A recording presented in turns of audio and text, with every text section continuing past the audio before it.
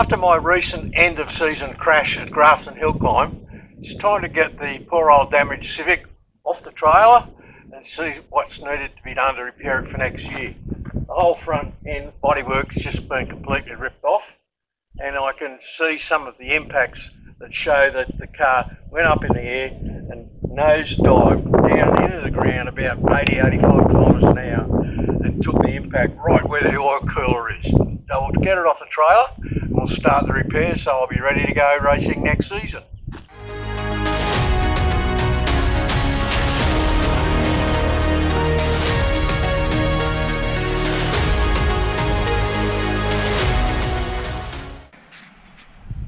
Just having an initial look at the damage. This is what's left of the front clip. It's just blown up, as you can see, and disintegrated, but that's easy to remake because I've got the moulds. And those headlights, you might remember, are not headlights, they're stickers. The middle section of the bumper bar from there is still on the car there. You can see the radiator's been wrapped around the exhaust pipe in there, but it doesn't appear to be any structural damage this side. I think that air intake scoop's been pushed back about 70 mil, but doesn't appear at this stage to be any damage there. I would say that the car came down on this front corner when it nosed in and pretended to be a jet bomber. And the reason that I say that is you can see the oil cooler is just wrapped around the end there of that last bit of factory framing, and you can see the bends in there. That should be flat. So this has come back at the bottom and pushed that out.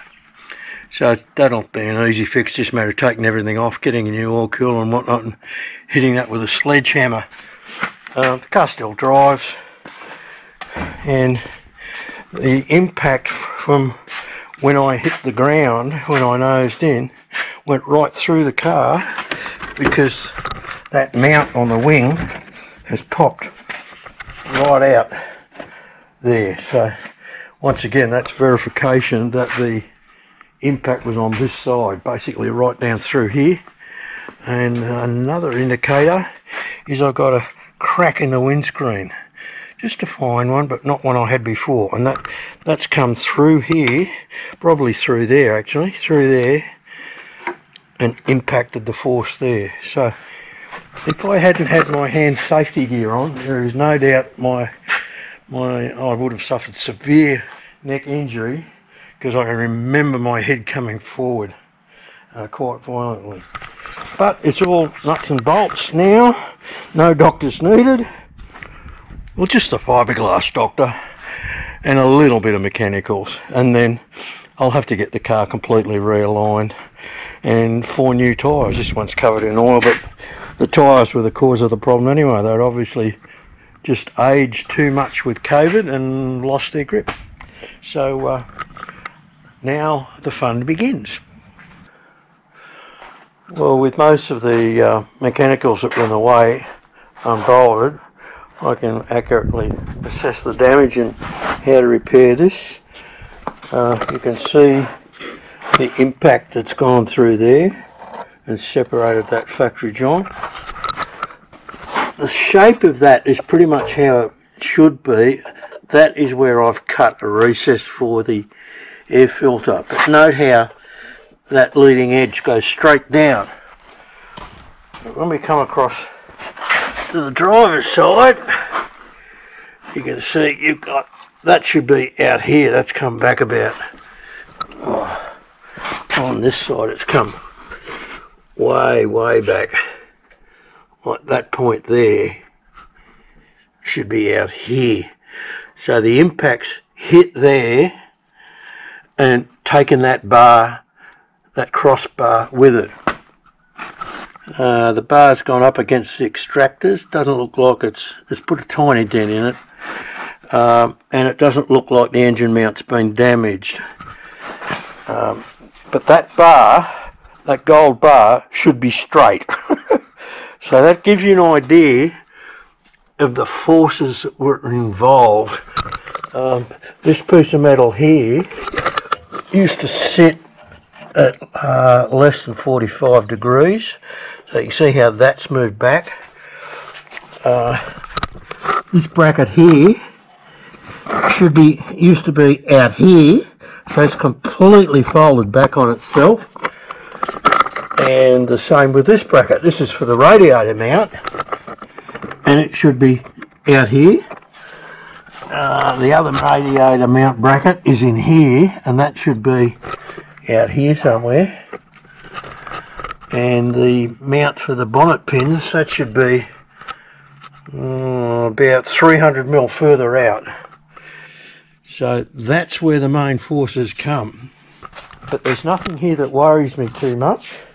I think what I'll do is, rather than try to repair this to look like that again, I won't bother with those factory connecting bolts. I'll cut both sides off about here and through there, and then I can weld a plate on and make a new bar that bolts up. So I'll replace that with a plate of my own manufacture back there, and I'll make a double skin. So I'm going to need to probably get myself a pipe bender.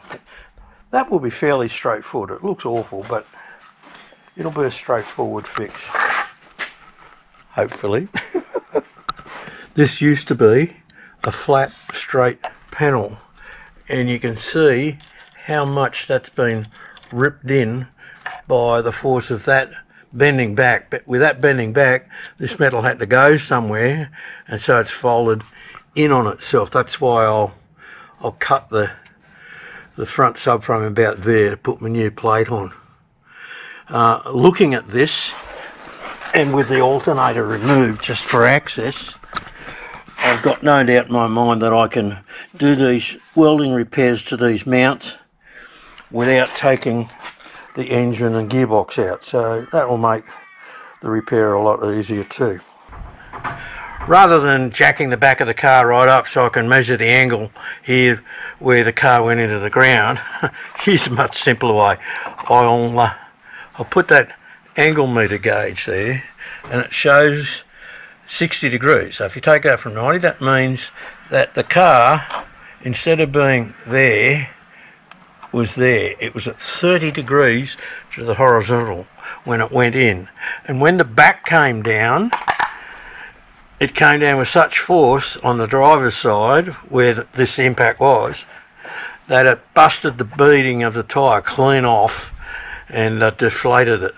Not from a horizontal impact, but from the wheel coming down. Scary stuff. Okay, sports fans, this is where it starts to get really scary. I put this steel rod going from the front of the car up at 30 degrees. And when you get to the back wheel, it's up here. And that's about 1.8 metres high. But that was where the bottom of my back wheel was. And that's why when it came down, it busted the tyre off the rim. So that's the angle that the car was at. And that's how high the back of the car was off the ground as I went in. Part of me is wishing I hadn't done this exercise in calculating angles.